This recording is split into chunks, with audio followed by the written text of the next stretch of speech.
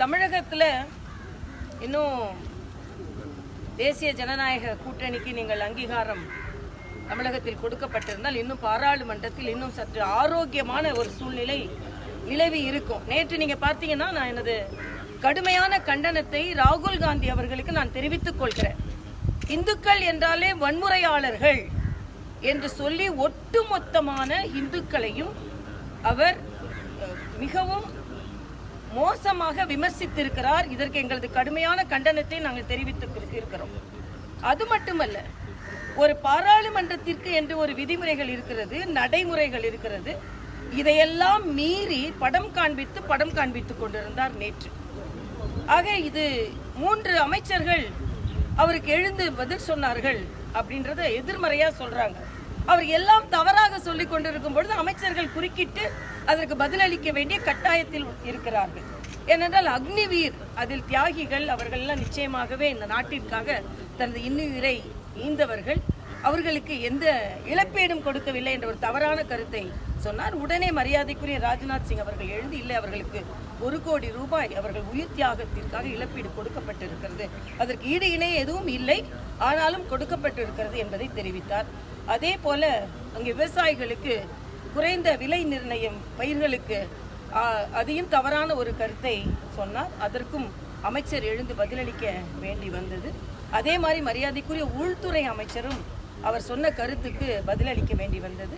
ஆனால் நேற்று நீங்கள் பாராளுமன்றத்தை நீங்கள் பார்த்தீர்கள் என்றால் ஏதோ தனக்கு விளம்பரம் தேடிக்கொள்ள வேண்டும், ஏதோ முதல் பேச்சை இப்படித்தான் பேச வேண்டும் என்று எதிர்மறை பேச்சாக ஒரு பயிற்சியின்மை, ஒரு முதிர்ச்சியின்மையோடு எதிர்கட்சி தலைவர் பேசினார் என்பதைத்தான் ராகுல் காந்தி அவர்கள் பேசினார். எல்லாவற்றிற்கும் மேலாக மிகுந்த மன வருத்தத்தை சார்ந்தது, மன வருத்தம் ஏற்படுத்தக்கூடியது.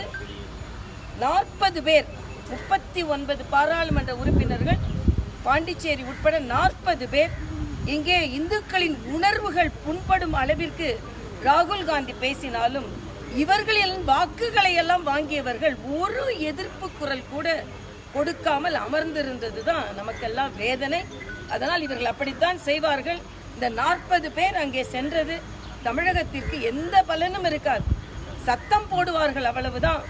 அதனால் இன்று ஒரு வேதனையான நிலையை பாராளுமன்றத்தில் நாம் பார்த்திருக்கிறோம்.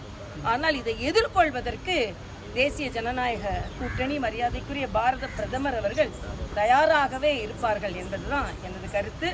அதே மாதிரி மதுவிலக்கு கொள்கை, இந்த பாராளுமன்ற உறுப்பினர், உங்களது தொகுதியில் வெற்றி பெற்ற பாராளுமன்ற உறுப்பினர் கனிமொழி அவர்கள் ஆட்சிக்கு வருவதற்கு முன்னால் மதுவிலக்கை பற்றி அவ்வளவு பேசினார்கள். ஆனால் இன்று பத்திரிகையாளர் சந்திப்பதை கூட அவர்கள் தவிர்க்கும் அளவிற்கு பயந்து போயிருக்கிறார்கள். ஏனென்றால் சொன்னதை எதையுமே செய்யாமல் தான் அவர்கள் இருந்து கொண்டிருக்கிறார்கள். அதற்கும் நான் எனது கண்டனத்தை தெரிவித்துக் கொள்கிறேன். என்றால் கள்ளக்குறிச்சி சம்பவம் எல்லோரும் மனதிற்கு மிகுந்த வேதனை. அது 60ற்கு மேற்பட்ட உயிர்கள் இன்று காவு வாங்கப்பட்டிருக்கிறது. முதலமைச்சர் அங்கே போய் கூட பார்க்கவில்லை, துறை சார்ந்த அமைச்சர் அங்கே போய் பார்க்கவில்லை. சிபிஐ விசாரணை வேண்டும் என்றால் அதற்கும் அவர்கள் பயப்படுகிறார்கள். குற்றம் செய்தவர்கள் பயப்படுகிறார்களோ இல்லையா, அரசாங்கம், தமிழக அரசாங்கம் பயப்படுகிறது. ஆக இத்தகைய சூழ்நிலையில் தான் இன்று தமிழக அரசும் இங்கே இருந்த எம்பிக்களும் இருக்கிறார்கள் என்பதை மனவேதனையோடு இங்கே நான் பதிவு செய்கிறேன். செய்திகளை உடனுக்குடன் தெரிந்து கொள்ள உடனே சப்ஸ்கிரைப் பண்ணுங்க.